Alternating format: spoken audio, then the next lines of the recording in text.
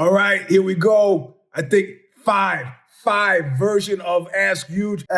Okay, so the questions this week are especially erudite.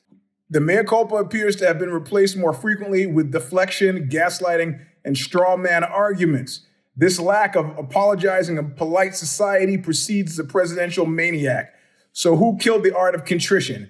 Can you pinpoint when it happened, or has it always been this way? It hasn't always been this way. If you go back to Gary Hart, he just had Donna Rice on his boat, or who was the guy who, Elizabeth Ray, who she'd been hired by a senator to do work for him and did nothing but typing. And everybody, it was a big joke. It was a big, and the guy got up. He said, I'm sorry. And he retired Earl Butts with the only thing black people need are comfortable shoes, a warm place to take a shit, and some good pussy or something. Earl Butts said that about black. It blew over. Everything blew over, but it's only Trumpian where people are doing some sort of version of, hey, they caught you cheating on your wife and you killed the neighbor's dog. And I think what happened is, like you go to Japan and they apologize, Simasen.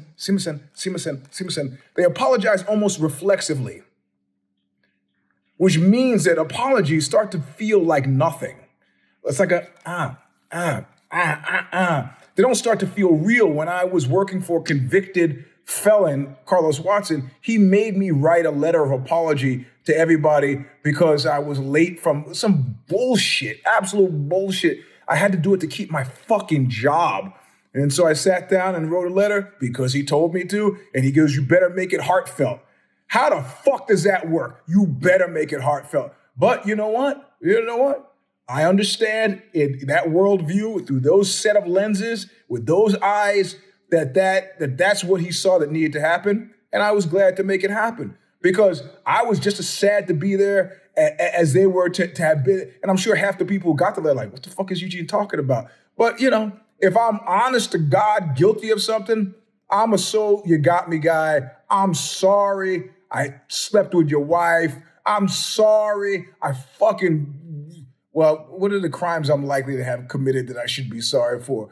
I'm sorry I forgot your fucking birthday. I'm sorry I punched you in the mouth.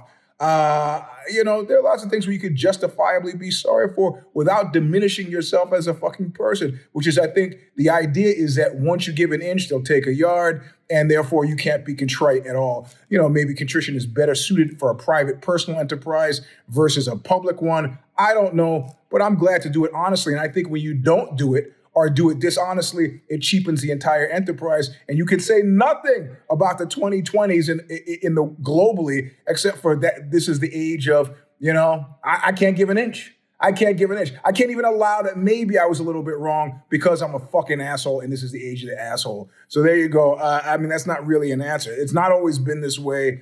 Can I pinpoint when it happened? I said it reached its apotheosis with Trump. He did. Half of the dozen of those things that he's done, any decent person would have apologized for. Raping your ex-wife, raping a woman in the department store stall, grabbing them by the pussy, any of those things. You say, hey, you know what? I fucked up. I was a little fucked up then. And look, I put myself on Front Street with this Anthony Kiedis piece, and I was like, hey, all accounts need to be leveled, and I'm gonna fucking level them. And let me tell you, Boja Moi from last week, Boja Moi. The mail I'm still getting on the Kiedis piece is crazy. I got some, but in any other age, it would not be crazy. It would be crazy, but now it is not crazy. People are telling me I was Anthony Kiedis sex slave. It's satanic. He took control of my body and my mind. I'm getting letters like this. As a journalist, I'm like, what the fuck am I supposed to do with this? I don't have but I'm getting a lot of letters like this, and I'm almost regretting having written the Anthony Kiedis piece because I don't want to have this much time in my head. My hatred of him was a certain sort of purity. I'd hear him on the radio, I'd get up, change the station, and I fucking hate that guy. It was very simple. But not anymore. All the letters are coming in from the satanic cultists and then from the people who was tying him into Epstein and the whole bit. Those are my kids texting me for some reason. So, okay, that's a long answer for the first question. Sexually transmitted infections in San Francisco, syphilis and chlamydia particularly, have declined markedly, according to the SF Department of Public Health in early 2026. What are we to make of this? Less sex, safer sex, or advances in medicine? Well, chlamydia, the only thing I have personal knowledge of, you deal with that with a healthy dose of antibiotics, which you might be taking for any number of different reasons. But my honest to God feeling is sexually transmitted diseases are down because people are not fucking. Why?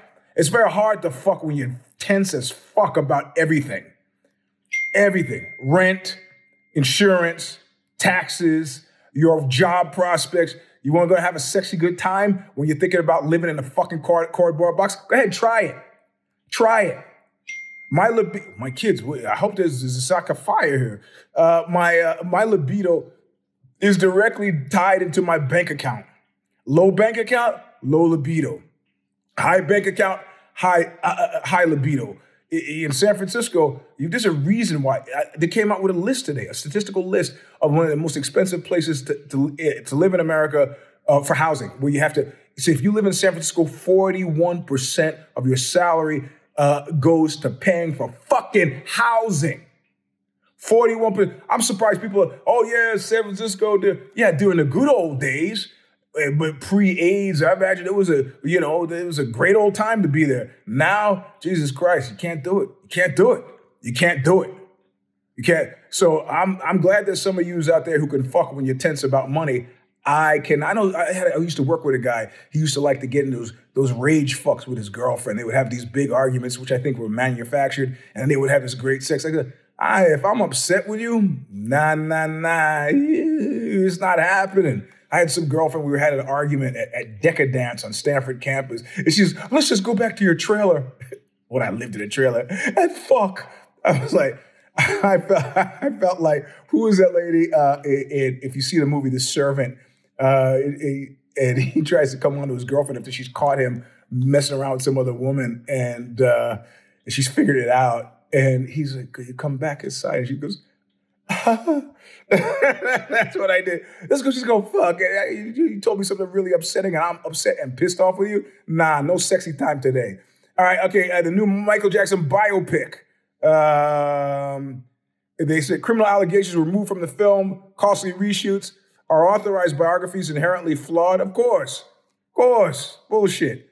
This is not agitprop. That's not the word. This is damage control. Because people are still going after dudes' estate. So no. This is not. Besides which, I don't know how you feel about it, but I'm pretty chilled on the idea of biopics of people whose public lives were part of my life. Like, I make an exception for Fear and Loathing in Las Vegas, mostly because I don't like or I don't have positive feelings about how Hunter S. Thompson made his exit. I think suicide works for that. Like, how come I don't feel that way about Hemingway? I think Hemingway made the right choice at the right time for Hemingway. But this time, I think Hunter S. Thompson died when he let Johnny Depp drive up his fucking driveway. Anyway, that's Wednesday's Ask Euge, number 555. I got to go get the kid from school. And see you on Sunday. I have no idea what the next Substack is going to be on. I don't start writing it until tomorrow. But the one that's up there now about edgelords is doubled my readership and doubled the subscriptions and doubled the money in like 7 days. It's a little scary.